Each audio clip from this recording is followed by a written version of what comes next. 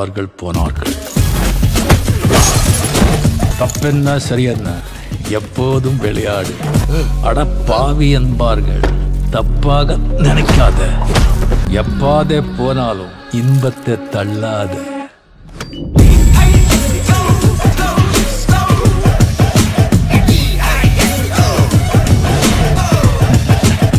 சோறுண்டு, சுகமுண்டு, மது உண்டு, மாது உண்டு, மனம் உண்டு என்றால சொர்க்கத்தில் இடம் உண்டு.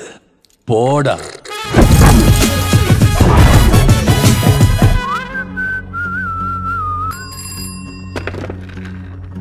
என்னடா நடக்குதுங்க? ஒருத்தன் கூட போன் எடுக்க மாட்டேங்க. உள்ள வந்து முடிச்சிங்களா இல்லையா? முடிச்சிடலாமா?